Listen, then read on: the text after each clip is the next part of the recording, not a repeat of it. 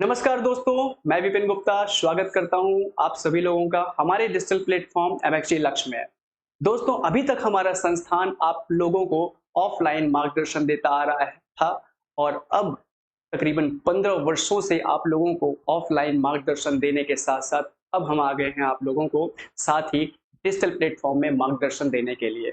दोस्तों, इस digital platform के शुरुआत में मेरा जो लेक्चर आ रहा है वो है दुनिया का सबसे प्रतिष्ठित सम्मान नोबेल सम्मान। जी हाँ, एक ऐसा सम्मान जिसको पाने की आप लालसा तो रखते हैं, लेकिन इस सम्मान को पाने के लिए आपको जी जान से जद्दोजहद करनी पड़ सकती है। जद्दोजहद क्या, एक ऐसा सम्मान जिसे पाना है तो आप कुछ ऐसा अनोखा कार्य करिए जो मानव कल्याण के लिए बहुत ही यूनिक काम हो। जी हाँ, इस सम्मान की शुरुआत की है इस महान आत्मा ने। ये महान आत्मा है जिनका नाम है अल्फ्रेड नोबेल। तो आइए जानते हैं इनकी कुछ महत्वपूर्ण कहानियां, इनके कुछ रोचक किससे और साथ ही महत्वपूर्ण है इसकी जानकारी जो हमारे एग्जाम के लिए बहुत ही महत्वपूर्ण है। ठीक है, देखिए, नोबेल सम्मान की अगर बात करें हम तो नोबेल सम्मान जो कि दुनिया का सबसे प्रतिष्ठित सम्मान है, इसकी शुरुआत हुई थी स्वीडिश वैज्ञानिक अल्फ्रेड नोबेल, जिसके मैंने आपको चित्र भी दिखाया है। अल्फ्रेड नोबेल ये कौन थे? अल्फ्रेड नोबेल एक्चुअल में अगर हम बात करें तो अल्फ्रेड नोबेल ये स्वीडिश वैज्ञानिक थे। स्वीडिश में स्वीडन के नागरिक थे। इनके पिता भी स्वीडन में ही रहा करते थे। इनके पिता जिनका नाम था इमैनुअल और इनकी माता का नाम था कैरोलिन। इमैनुअल काफी अच्छे रसायन विषय में काफी अच्छे जानकार थे। तो इमैनुअल ने एक्चुअली कुछ घटनाएं इनके जीवन में हुई कि इमैनुअल अपने परिवार के साथ ही अपनी पत्नी कैरोलिन और अपने बेटे अल्फ्रेड नोबेल इनको लेकर के ये स्वीडन से रशिया चले गए। और रशिया में जगह है सेंट पीटर्सबर्ग। तो रशिया में सेंट पीटर्सबर्ग में आकर के इन्होंने रशियन गवर्नमेंट के साथ कुछ एग्रीमेंट किए और इन्होंने एक फैक्ट्री लगाई। फैक्ट्री थी गन पाउडर बनाने की। जी हाँ, गन पाउडर जो एक विस्फोटक पदार्थ है और शायद ही एक ऐसा विस्फोटक पदार्थ है जो दुनिया में सबसे पहले बनाया गया विस्फोटक पदार्थ था ये गन पाउडर।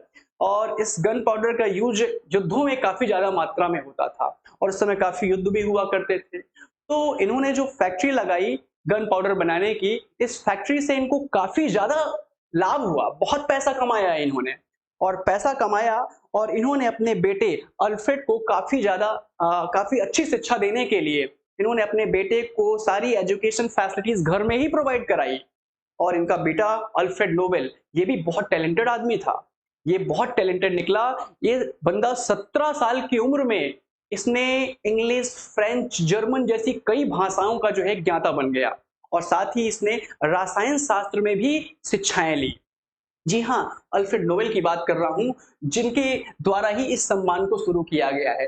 तो इनकी शुरुआत कैसे हुई? क्योंकि इनके पिता सेंट पीटर्सबर्ग गए और वहां पर गन पाउडर की फैक्ट्री लगाई, बहुत पैसा कमाया। और इनके पिता इमैनुअल ने इनके पिता इमैनुअल जो थे उन्होंने अल्फ्रेड नोबेल को पढ़ने के लिए अमेरिका भेजा। अमेरिका में शिक्षा अर्जित की। अमेरिका से अल्फ्रेड नोबेल पेरिस चले गए और पेरिस में एक सज्जन थे। उन सज्जन का नाम था, जो पेरिस में गए उनका नाम था अस्कीनियो अस्कीनियो स्वीदेरेरो। अस्कीनियो मैं आपको लिख देता हूं, उनका नाम था अस्कीनियो। हालांकि इनका प्रोनाउंसिएशन थोड़ा टफ है इसलिए आप अस्कीनियो याद रखिए। अस्कीनियो, जी हाँ, अस्कीनियो अस्कीनियो स्वीदेरो, ये इनका नाम है अस्कीनियो सेदरो। ये अल्फ्रेड नोबेल की अस्कीनियो से पेरिस में मुलाकात हुई। अस्कीनियो से ही कहानी शुरू होती है। जी हाँ, क्योंकि ये एक अस्कीनियो ने एक केमिकल डेवलप किया था, उसका नाम है नाइट्रोग्लिसरीन। आपने काफी नाम सुना होगा, नाइट्रो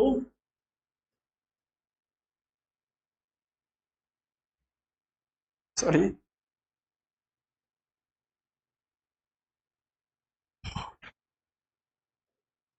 नाइट्रोग्लिसरीन।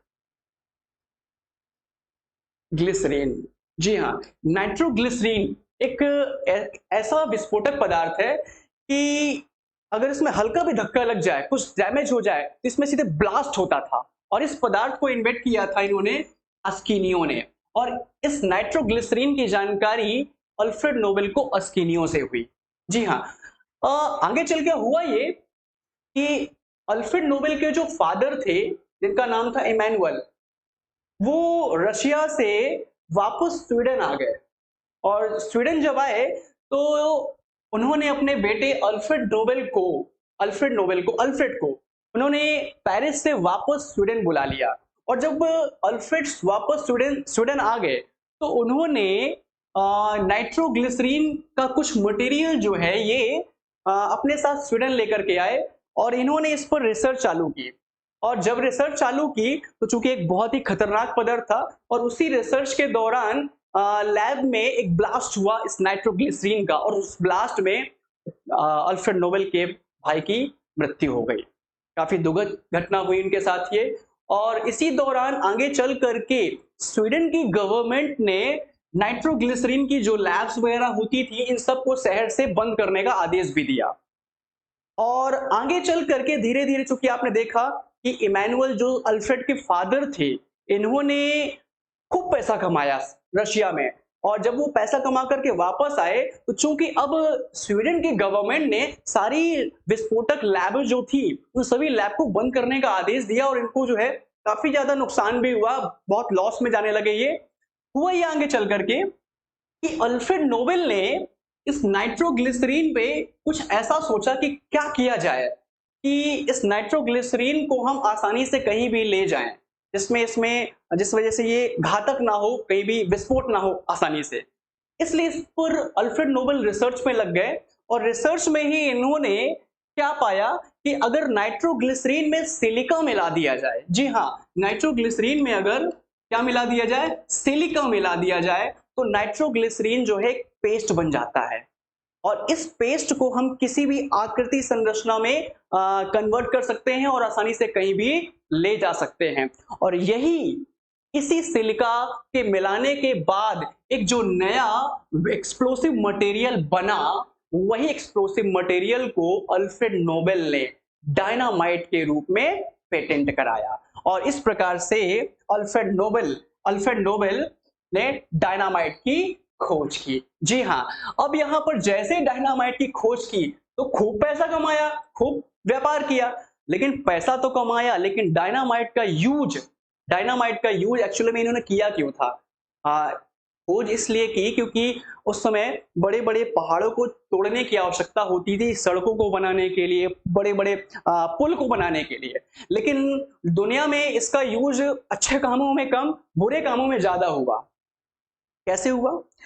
क्योंकि यहां पर हुआ क्या, अल्फ्रेड नोबेल ने जिसकी खोज की तो इसका यूज उन लोगों ने युद्धों में करना चालू किया।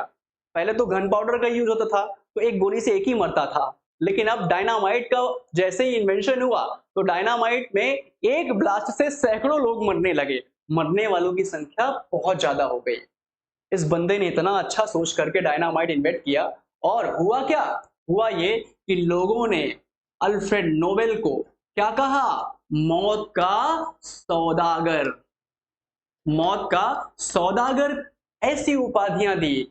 जो बंदा इतना टैलेंटेड हो, इतना मेहनत किया हो, कुछ अच्छा काम करने के लिए सोचा हो, और लोगों ने उसको इतनी अच्छी उपाधि दे दी हो, तो बताइए उसके दिमाग में क्या होगा, है क्या सोचेगा वो। तब यहीं से अल्फ्रेड नोबेल ने सोचा कि मैंने पैसा तो बहुत कमा लिया, लेकिन अब मुझे नाम कमाना है। और इसीलिए इन्होंने क्या किया, 1895 में इन्होंने घोषणा की कि एक ऐसा पुरस्कार दिया जाएगा कि मेरी पूरी संपत्ति मानव कल्याण में दी जाए। मानव कल्याण का मतलब यह कि कुछ ऐसे लोगों को मेरी संपत्ति का हिस्सा मिलेगा जो मानव कल्याण के लिए कुछ ऐसा इनोवेटिव काम करेंगे, जो इनोवेटिव काम आज तक दुनिया में किसी ने ना किया हो। और वो खोज दुनिया के कल्याण के लिए बहुत ही लाभदायक हो। और इसी कड़ी में इन्होंने 1895 को नोबेल अवार्ड की घोषणा की। और अर्थात इन्होंने एक वसीयत वगैरह में सब कुछ प्रिंट कराया अपनी वसीयत में इन्होंने कि ऐसा ऐसा किया जाएगा मेरे मरने के बाद, मेरे जाने के बाद। तो इत्तेफाक क्या देखिए, जस्ट अगले साल 10 दिसंबर 1896 को अल्फ्रेड नोबेल चले गए। और अल्फ्रेड नोबेल गए भी कैसे, लैब में ही विस्फोट हुआ और वहां पर जो है इनकी मृत्यु हुई। अब यहाँ पर 10 दिसंबर जिस दिन इनकी मृत्यु हुई, तो ये 10 दिसंबर की डेट याद रखिएगा दोस्तों, नोबेल अवार्ड 10 दिसंबर को ही दिया जाता है जब इनकी पुण्यतिथि होती है। बहुत ही इंपॉर्टेंट डेट है ये। अब आगे चल करके जब इनकी मृत्यु हुई तो इनकी वसीयत को पढ़ा गया, इनकी सारी इच्छाओं को देखा गया और इस प्रकार से इन्होंने वसीयत के अकॉर्डिंग देखा गया कि ये एक नोबेल पुरस्कार जैसा जो है कोई अवार्ड संचालित करवाना चाहते हैं। और इसी कड़ी में नोबेल अवार्ड को संचालित करने के लिए एक नोबेल फाउंडेशन कमेटी बनाई गई 20 जून सन 1900। नोबेल फाउंडेशन कमेटी जो इस अवार्ड का प्रबंधन, वित्तीय प्रबंधन का कार्य जिसको देखना था।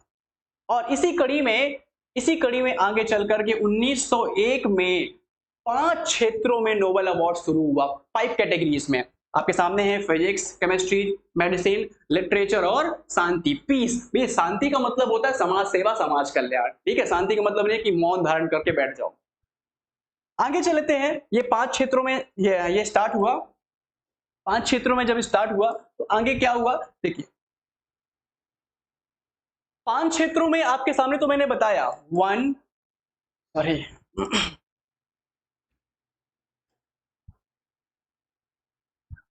1 2 3 4 5, 5 कैटेगरी में स्टार्ट हुआ। लेकिन 1968 में इस अवार्ड में इन 5 में से एक कैटेगरी और ऐड कर दी गई, 5 में स्वीडिश बैंक, जहां पर इनकी पूरी संपत्ति जमा है, जहां से संपत्ति में जमा जो ब्याज है, ब्याज का जो पैसा होता है, जो इंटरेस्ट का पैसा है इनके संपत्ति से, अल्फ्रेड नोबेल की संपत्ति से, उसी ब्याज के पैसे का जो धन है, जो मनी है, वो पैसा इस अवार्ड की जिनको ये मिलता है उन सभी विजेताओं को प्राइज मनी के रूप में दिया जाता है। जी हाँ, और इसी कड़ी में 1968 में स्वीडिश बैंक ने क्या डिसाइड किया कि अब से इकोनॉमी में भी, इकोनॉमिक्स, अर्थशास्त्र के क्षेत्र में भी नोबेल अवार्ड दिया जाएगा।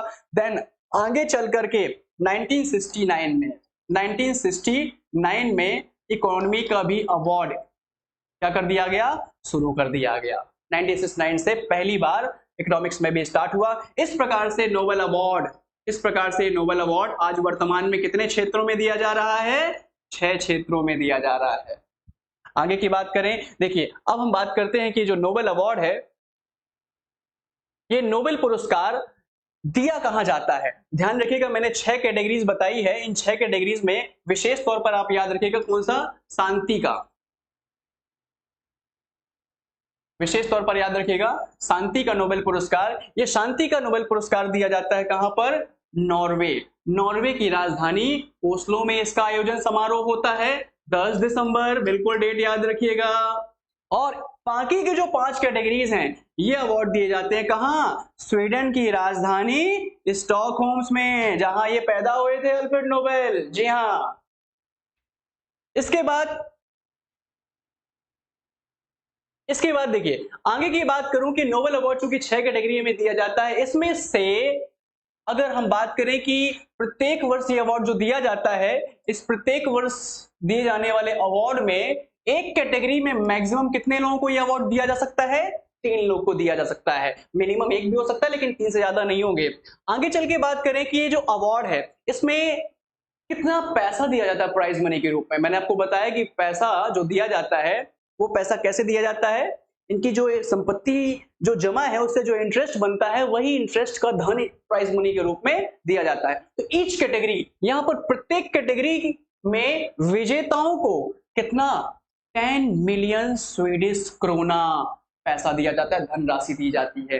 क्रोना स्वीडन की करेंसी है, स्वीडन की करेंसी में ही प्राइज मनी दी जाती है। और एक कैटेगरी मतलब फिजिक्स में 10, केमिस्ट्री में 10, इस प्रकार से सभी 6 कैटेगरियों में 10-10। एक बात और, अगर मान लीजिए एक कैटेगरी में 3 विजेता हैं तो 10 मिलियन को तीनों में बांटा जाएगा, ठीक है। लेकिन एक कैटेगरी में 10 मतलब 6 कैटेगरी में 60 मिलियन क्रोन्स। अगर हम इंडियन मनी में कन्वर्ट करें तो ये लगभग हो जाता है दोस्तों कितना, लगभग 10 करोड़ के आसपास जाता है। बहुत पैसा है, काम धाम कर लो, थोड़ा सा आप भी मेहनत कर लो, करोड़पति बनने का आसान मौका है। आगे बढ़े। देखिए एक बात और यहाँ पर, जब ये अवार्ड शुरू हुआ तो 1974 याद रखिएगा, एग्जाम के लिए बहुत जरूरी है। 1974 के बाद से ये अवार्ड क्या कर दिया गया, मरणोपरांत नोबेल पुरस्कार को बंद कर दिया गया। पोस्ट थॉमस मतलब यहाँ पर जो व्यक्ति मर चुके हैं, जिनका देहांत हो चुका है, ऐसे लोगों को अब ये अवार्ड नहीं दिया जाएगा। तो 1974 के पहले मरणोपरांत दिया जाता था, लेकिन अब किसी को नहीं दिया जाएगा।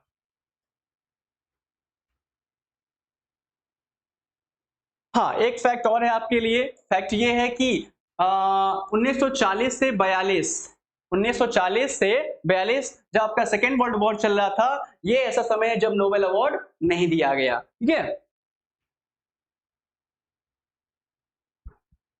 इसके बाद चूंकि मैंने कहा कि नोबेल अवार्ड का वित्तीय प्रबंधन कार्य देखने के लिए नोबेल फाउंडेशन कमेटी बनाई गई थी सन 1900 में। आगे चल करके इन नोबेल अवार्ड्स को, अलग अलग कैटेगरीज के नोबेल अवार्ड्स का संचालन करने के लिए कुछ कमेटियां बनाई गई। ये कमेटियां आप याद रखेगा विशेष तौर पर। क्या कमेटीज है यहाँ पर, एक है आपका royal Swedish academy of science. ये कमेटी फिजिक्स, केमिस्ट्री और इकोनॉमी, मतलब तीन क्षेत्रों के नोबेल अवार्ड को प्रेजेंट करती है रॉयल स्वीडिश एकेडमी।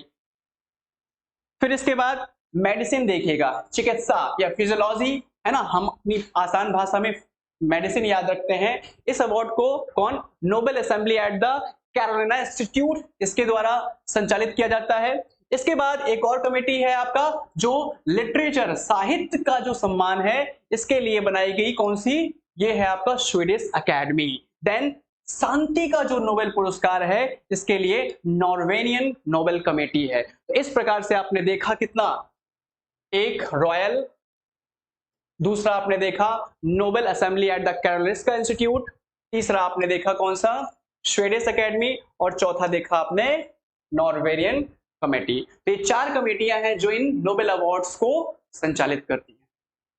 आगे बढ़ते हैं। अब हम बात करते हैं नोबेल अवार्ड्स के विजेताओं की तरफ आते हैं। नोबेल अवार्ड्स के विजेता, दोस्तों नोबेल अवार्ड्स के अब तक कई विजेता हो चुके हैं, लेकिन हमारे लिए जो इंपॉर्टेंट है केवल वही देखते हैं एग्जाम के पर्पज से। सबसे पहले मैं आपको बता दूं, ऐसे लोग, नोबेल पुरस्कार पाने वाले कुछ ऐसे लोग जिनको दो दो बार नोबेल पुरस्कार मिला है, भैया एक बार नहीं मिलता, दो दो बार लेके रहे, कितने टैलेंटेड लोग हैं ये, है। तो ये दो दो बार नोबेल पुरस्कार पाने वाले कितने लोग हैं, चार लोग हैं। कितने, चार। पहला नाम देखो, मैरी क्यूरी, मैडम क्यूरी का नाम खूब जाने होंगे आप लोग, हैं, 9वीं 10वीं कक्षा में पढ़े हैं। मैरी क्यूरी को पहली बार फिजिक्स के लिए, दूसरी बार केमिस्ट्री के लिए मिला था 1900, इनको फिजिक्स फिजिक्स के लिए मिला था 1903 में, केमिस्ट्री में मिला था इनको 1911 में। फिजिक्स के लिए इनको मिला था रेडियो एक्टिविटी के लिए मिला था इनको, और केमिस्ट्री के लिए इनको मिला था रेडियम का निष्कर्षण, जिसे हम कहते हैं रेडियम का शुद्धिकरण, है ना। तो रेडियम का शुद्धिकरण केमिस्ट्री, रेडियम का शुद्धिकरण केमिस्ट्री, इतना याद रखना एग्जाम में, ज्यादा बहुत ज्यादा नहीं, याद करने के हिसाब से आप लोग देखो, ठीक है। रेडियम का शुद्धिकरण केमिस्ट्री, और फिजिक्स वाला हो गया क्या, रेडियो एक्टिविटी, दोनों रेडियम रेडियम से हैं। तो ये रेडियो है और ये रेडियम, रेडियो रेडियम, ठीक है। 3 11 देन दूसरे कौन है भाई, दूसरे हैं लिनस पाउलिंग। तो लिनस पाउलिंग को मिला है केमिस्ट्री और पीस के लिए। तो केमिस्ट्री, अगर हम बात करें लिनस पाउलिंग की, तो केमिस्ट्री में यहां पर 1950 में इनको दिया गया, काहे के लिए भैया, 1950 में इनको दिया गया था शांति के लिए, है ना, नोबेल ऑफ पीस दिया गया। और 1954 में 1954 1954 में दिया गया इनको केमिस्ट्री के लिए, ठीक है। फिर आगे बढ़ते हैं हम, जॉन बर्डिन की बात करें तो जॉन बर्डिन को दोनों बार फिजिक्स के लिए दिया गया है ना। ये इनको दोनों बार कितनी फिजिक्स के लिए दिया गया है, इनको दिया गया आपका पहली बार ट्रांजिस्टर, और दूसरा है अतिचालकता के लिए। इतना याद रखिएगा, क्या याद रखेंगे, 1956 जो है ये था इनका ट्रांजिस्टर,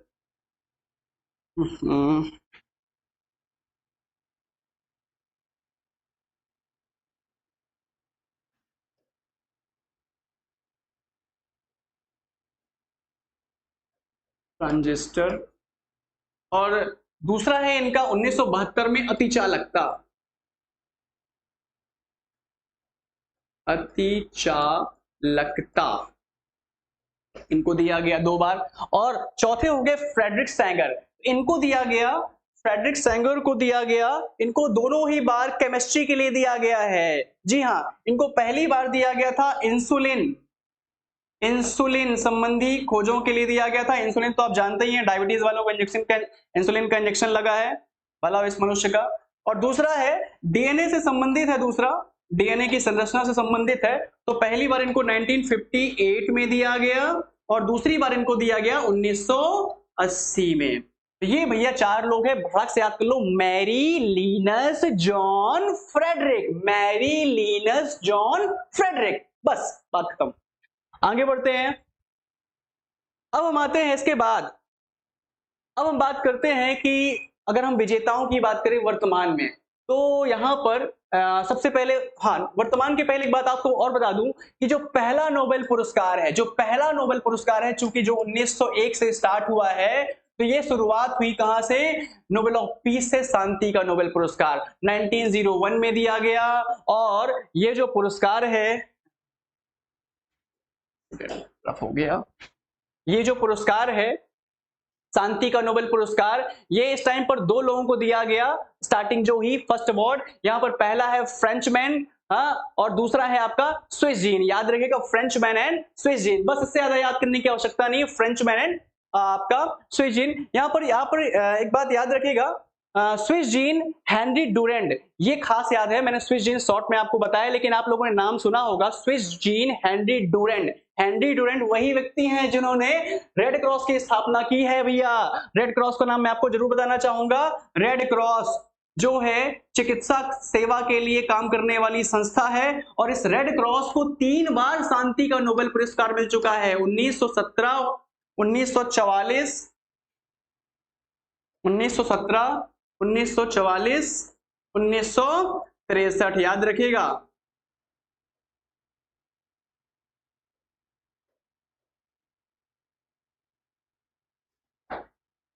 1917, 44, 63, ये रेड क्रॉस का नाम याद रखिएगा, जिसको शांति का नोबेल पुरस्कार 3 बार मिला है। और इसके जन्मदाता कौन है? हेनरी डुरेंट, जिनको पहली बार नोबेल पुरस्कार मिला 1901 से जब शुरू हुआ। ठीक है ना, तो क्या याद रखेंगे? फ्रेंच मैन एंड हेनरी डुरेंट याद करो, ज्यादा सही है भाई। और साथ में मैंने आपको एक विशेष फैक्ट बताया रेड क्रॉस के बारे में, बिल्कुल मत भूलना इसके बारे में। रेड क्रॉस का मुख्यालय कहां है? जिनेवा में है, बहुत इंपॉर्टेंट है भैया। अब आते हैं, क्या कोई भारतीय है जिसको मिला है? जरूर है भाई, बहुत सारे भारतीय हैं। मैं आपको बताने जा रहा हूं, इंपॉर्टेंट बहुत ज्यादा है ये, क्योंकि एग्जाम में सबसे ज्यादा क्वेश्चन यहीं से पूछा जाता है कि कौन इंडियन है, इसको कब दिया गया, काहे के लिए दिया गया। मैं आपको एक बेहतरीन ट्रिक बताता हूं इसकी, जिसको आप पढ़ लेंगे तो जीवन भर याद रहेगा। ठीक है, तो देखिए अब तक याद रखिएगा, अब तक जो इंडियंस विनर हैं, उन इंडियन विनर्स में आप याद रखिएगा कि अब तक 10 भारतीयों के नाम याद रखने। कितने भारतीयों के? 10 भारतीयों के। फटक से याद करते हैं इनके नाम, ठीक है। देखो नीचे शुरू करते हैं, क्योंकि शुरुआत नीचे से ही है, वो सबसे लेटेस्ट लिखा हुआ है ना। तो यहां पर सबसे पहले नाम क्या भी, सबसे पहले देखो रविन्द्रनाथ टैगोर, फिर दूसरा है CV Raman, Hargobind Khorana, Mother Teresa, Subrahmanyan Chandrasekhar, Amartya Sen, VS Naipaul, Venkatraman Ramakrishnan, Kailash Satyarthi and Abhijit Banerjee. याद कैसे करना है मैं तुमको बताता हूं, फटाक से याद कर लोगे। ठीक है, देखो एक ट्रिक है। क्या ट्रिक है? अगर तुम लोग को आम पसंद होगा, जाहिर सी बात है पसंद है यार, गर्मी भी आ रही, बहुत आम पसंद आता है ना लोगों को, तो यहाँ पर आम अगर पसंद है तो एक बार आम बेचने निकल जाओ। ठीक है, और कैसे बेचोगे? देखो मैं बेचता हूं, मैं बिकवाता हूं तुम लोगों से आम। रवि सर हमारे सुबह आम ना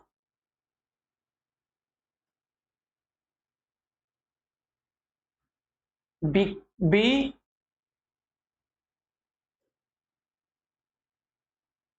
रवि सर हमारे सुबह आम ना बिके अभी तक। तो क्या है दोस्तों? रवि सर हमारे आम ना बिके सुबह अभी तक। तो यहां पर मतलब आम बेचने जाओगे, सुबह जाओगे ना बेचने, तो वही चीज है कि रवि सर हमारे सुबह आम ना बिके अभी तक। बताओ, ऐसे सुबह से हम तब से ऐसे खड़े हैं। तो यहां पर देखो, रवि मतलब रविन्द्रनाथ टैगोर, सर मतलब सर सीवी रमन, सा से सीवी, सा से सर, सा है ना सर। हा हरगोविंद, मारे मदर टेरेसा, सुबह सुब्रमण्यम, आम अमर्त्य सेन, ना नायपाल, बी वी वेंकी वेंकी है ना, वी वेंकटरमन रामकृष्णा, ए कैलाश सत्यार्थी, अभी तक अभिजीत बनर्जी। ठीक है दोस्तों, तो ये 10 लोगों के नाम अगर आप चाहें तो इतनी आसानी से याद कर सकते हैं। भैया ये भी याद रखना कि रविंद्रनाथ टैगोर को लिटरेचर के लिए दिया गया था गीतांजलि, आप लोग नाम सुना होगा, गीतांजलि है ना, तो इसी साहित्य के लिए दिया गया था। और सभी के लिटरेचर्स किसको किसको दिया गया ये मैंने आपको मेंशन किया हुआ है। बिल्कुल सबसे लेटेस्ट याद रखिएगा अभिजीत बनर्जी। अभिजीत बनर्जी इनको 2019 में दिया गया। ये भारतीय मूल के हैं भैया, है ना, जन्मे भारत के हैं लेकिन इनके पास सिटीजनशिप यूएस की है। एक खास बात और, इनकी मैडम है, इनकी वाइफ का नाम है एस्थर डफलो, एस्थर डफलो। ये भी इकोनॉमिस्ट हैं। इन दोनों पति पत्नी को साथ में मिला था, लेकिन वो कहां की हैं, वो भी अमेरिका की हैं, लेकिन वो फ्रेंच मूल की हैं। जैसे ये भारतीय मूल के हैं वैसे इनकी वाइफ फ्रेंच मूल की है। तो खैर उनसे हमारा कोई लेना देना नहीं भैया अभी, ठीक है। इसलिए याद रखना कि अभिजीत बनर्जी सबसे लेटेस्ट है भैया। एक अगर आप एमपी व्यापम की तैयारी कर रहे हो तो ये भी खास से याद रखना। कैलाश सत्यार्थी जिनको साहित्य के लिए दिया गया था, और ये अपने एमपी में विदिशा से बिलोंग करते हैं भैया, विदिशा से। और इनको 2014 में दिया गया था मलाला यूसुफजई के साथ में। और मलाला यूसुफजई कौन है भैया, ये भी याद रखना। मलाला यूसुफजई नोबेल पुरस्कार पाने वाली सबसे कम उम्र की विजेता है, और ये पाकिस्तान की है। तो इन दोनों को संयुक्त रूप से दिया गया था। बिल्कुल याद रखिएगा दोनों को। फिर इसके बाद आते हैं भैया, कहां पर आते हैं हम, 2022 सबसे लेटेस्ट। अब हम बात करते हैं 2022 के विजेताओं में। आपको पता है कि 2022 के जो अवार्ड होंगे कब दिए गए होंगे, ये 2022 के अवार्ड दिए गए होंगे कब, 10 दिसंबर को, है ना। तो 2023 का मैं अभी आपको क्यों बता पाऊंगा, क्योंकि मुझे खुद ही नहीं पता है कब है। तो 2022 सबसे लेटेस्ट है भैया, जरूर याद रखना। यहां से क्वेश्चन बहुत एग्जाम में आते हैं करंट के हिसाब से, ठीक है। तो याद करने की मैं फटाक से ट्रिक भी बताता हूं। पहली बात तो ये याद रखिए कि जो अवार्ड है, शुरुआत हम करते हैं कहां से, नोबेल ऑफ पीस, शांति से। तो यहां पर क्या याद रखना है भैया, शांति का अवार्ड 2022 में 3 लोग को दिया गया। कितने लोगों को, 3। पहला नाम याद रखना एलएस बियालियास्की, सब छोड़ो, है ना, ये सब नाम छोड़ो, सरनेम पकड़ो। क्या एलएस, क्या पकड़ो, एलएस। एलएस कहां की है, एलएस बेलारूस, एलएस बेलारूस, ठीक है ना, एलएस बेलारूस। ये 2022 का इन्हें शांति का नोबेल पुरस्कार दिया गया। और ये इन्होंने क्यों दिया, ये जो है 1980 से लोकतांत्रिक आंदोलन मानवाधिकार के लिए प्रयासरत है। मतलब अपने देश में लोकतांत्रिक आंदोलनों से ये जुड़ी हुई हैं, इसलिए इन्हें शांति का नोबेल पुरस्कार दिया गया। क्योंकि बेलारूस जो है वो अभी लोकतंत्र नहीं है और अपने देश को लोकतंत्र बनाने में लगातार ये जुड़ी हुई है। तो एलएस, ठीक है। एलएस के बाद भैया दूसरा है कौन, 2 याद रखिएगा। इसके अलावा जो 2 हैं वो है ह्यूमन राइट्स ऑर्गेनाइजेशन। क्या है, मानवाधिकार संगठन। तो पहले संगठन का नाम है भैया मेमोरियल। क्या नाम है, मेमोरियल। ये संगठन आप केवल इतना याद रखिएगा कि ये सोवियत संघ का है। सोवियत संघ का मतलब आज वर्तमान का रूस। तो ये हो गया मेमोरियल, ठीक है। तो ये इसके लिए याद रखिएगा, ये सोवियत संघ के विघटन के बाद ही जो है यहाँ पर मानवाधिकारों के लिए काम करता है, ह्यूमन राइट्स के लिए काम करता है मेमोरियल। दूसरा हो गया कौन, रूस वाला मेमोरियल हो गया भैया, ठीक है ना। तीसरा याद रखना, ये भी ह्यूमन राइट्स ऑर्गेनाइजेशन है। तो यहां पर इसके लिए आप पढ़िएगा क्या, तीसरे का नाम है centre for civil liberties. Civil liberties याद रखो, ठीक है ना, सिविल लिबर्टीज। तो पहला हो गया एलएस, दूसरा हो गया कौन सा, इसके पहले मैंने पढ़ाया मेमोरियल, और तीसरा हो गया सिविल लिबर्टीज। सिविल लिबर्टीज ये कहां का है भैया, यूक्रेन। कैसे याद रखोगे, रूस और यूक्रेन का घमासानी तो छिड़ा है ना। तो यहां पर याद रखना कि रशिया के लिए मेमोरियल है और यूक्रेन के लिए कौन है, यूक्रेन के लिए सिविल लिबर्टी है, सिविल लिबर्टी। इससे ज्यादा याद करने की आवश्यकता नहीं है, ठीक है। बाकी ये भी जो है मानवाधिकारों के लिए काम कर रहा है, यूक्रेन के नागरिकों की हेल्प करने में लगा हुआ है बेचारा। अब बात करते हैं सेकंड, आगे आते हैं लिटरेचर, साहित्य। तो यहां पर साहित्य की बात करें, लिटरेचर की बात करें 2022 में, तो यहां पर भैया आप नाम याद रखो केवल एक का, उस एक का नाम है एनी एनॉक्स। क्या नाम है, लिटरेचर कुछ भी, एक साहित्यकार कुछ भी कहीं से भी खोज के ले आता है। कुछ भी मतलब एनी, कुछ भी मतलब एनी। तो एनी मतलब एनी मतलब साहित्य, क्या एनी मतलब साहित्य। भैया ये कहाँ की है, ये फ्रांस में है। तो पेरिस के टावर के पास बैठ करके मस्त सोच सोच के इन्होंने अपना साहित्य लिख डाला। इनकी कुछ इंपॉर्टेंट किताबें भाई, है ना, आप लोग चाहो तो इनको देख सकते हो, बहुत ही इंपॉर्टेंट किताबें आपके एग्जाम के लिए। जर्नल डू रेहोर्स एक्सिटियर्स या लावी एक्सटीटियर थिंग्स सीन लेस और मोरियस वीड्स। तो ये जो है इनकी बहुत ही इंपॉर्टेंट किताबें हैं, है ना। तो ये आप लोग चाहें तो इसको मेंशन कर सकते हैं, आप स्क्रीनशॉट ले सकते हैं, ठीक है। एल एनी की किताबें हैं, है ना, तो एनी की किताबों को याद रखना। आगे बढ़ते हैं, इसके बाद आते हैं अपन केमिस्ट्री में भैया। केमिस्ट्री, तो केमिस्ट्री में भी यहाँ पर कितने लोग हैं, केमिस्ट्री में भी 3 लोग हैं, 3 विजेता। कितने, 3 विजेता। तो देखते हैं, नाम इनको याद करना है ना, कैसे याद करेंगे नाम। देखो केमिस्ट्री में 3 लोगों के नाम याद करने के लिए ट्रिक बड़ी बेहतरीन है। देखो क्या बेहतरीन ट्रिक है, कैरोलिन बैरी मोर्टन। तो पूरे सरनेम का तुमको क्या करना है, काज भी है तो करना नहीं कि सरनेम को, है ना, तो केवल नाम याद रखना। तो यहां पर देखो, केरोसिन मिट्टी का तेल होता है, मिट्टी का तेल का संबंध केरोसिन का केमिस्ट्री से है, केमिकल है ना वो। तो यहां पर क्या है वो, कैरोलिन कैरोसिन, ठीक है, कैरोलिन कैरोसिन। अब ये जो कैरोसिन होता है बड़ा ही खतरनाक होता है ना, इससे बैर मत लेना वरना आग लग जाएगी। तो दूसरा क्या हो गया, बैरी। और तीसरा क्या, तीसरा है मोर्टेन। आप लोग घर में अपने मोर्टीन लगाते होंगे, तो मोर्टीन भी क्या है, वो भी एक केमिकल से ही बना हुआ है। तो ये क्या है, मोर्टेन। तो यहां पर कैरोसिन मिट्टी का तेल, दूसरा क्या है मोर्टीन, और दोनों ही क्या है, बड़े ही खतरनाक हैं। मतलब दोनों क्या है, बैरी हैं, बैर, है ना। तो याद रखना, कैरोलिन बैरी मोर्टेन। तो इन तीनों को यहां पर दिया गया है केमिस्ट्री का नोबेल। और इनको दिया गया है किसके लिए, ये भी शॉर्ट में आप याद रखिएगा, इनको दिया गया है क्लिक केमिस्ट्री और बायो ऑर्थोगोनल केमिस्ट्री के लिए, click chemistry and bio orthogonal chemistry के लिए। ठीक है दोस्तों, आगे बढ़ते हैं।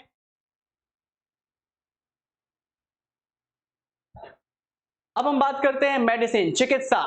तो चिकित्सा की बात करें यहां पर, तो चिकित्सा में भैया केवल एक ही नाम है, बहुत परेशान नहीं होना है आपको, स्वांते पाबो। स्वांत डॉक्टर वैसे ही बड़े शालीन शांत होते हैं, तो ये भी है, क्या है, स्वांते पाबो। तो स्वांते पाबो को दिया गया है काहे के लिए, इनको दिया गया है विलुप्त होमोनिन एंड मानव विकास के जीनोम। याद करना है ना, तो केवल इतना याद कर लो, मानव विकास जीनोम से संबंधित खोजों के लिए, ठीक है। इसके बाद आते हैं कहां, इसके बाद आते हैं अपन फिजिक्स में भाई, ठीक है ना, फिजिक्स। तो यहां पर फिजिक्स में बात करें तो फिजिक्स में भी यहाँ 3 लोग हैं, कितने लोग हैं, 3 विजेता हैं। तो 3 लोग को फिजिक्स में दिया गया है, एलन जॉन एंटन। तो एलन जॉन की आंटी, एलन जॉन की आंटी, तो Alain John Anton, Alain John Anton. तो एलन फ्रांस के हैं, जॉन अमेरिका के हैं, एंटोन ऑस्ट्रिया के हैं।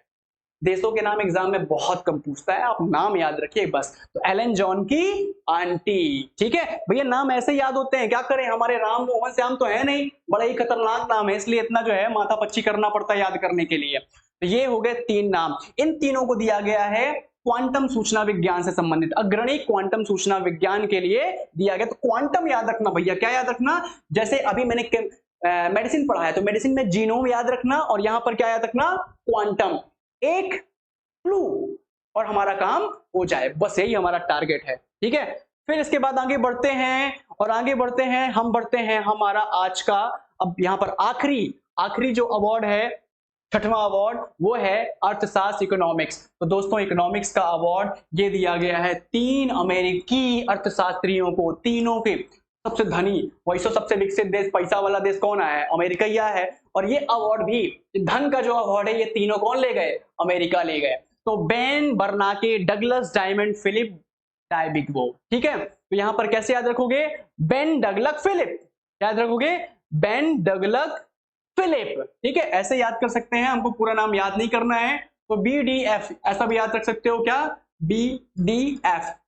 ये BDF का संबंध किससे है, BDF का संबंध है इकोनॉमी, बेन डगलस फिलिप। इन तीनों को दिया गया है काहे के लिए, यह बैंकों और वित्तीय संकटों पर शोध के लिए, कि कैसे बैंकों और जो भी फाइनेंशियल इंस्टीट्यूट है कैसे वो संकट से निकल सकते हैं, इस पर कुछ एनालिसिस के लिए इनको दिया गया है। तो दोस्तों ये नोबेल अवार्ड है।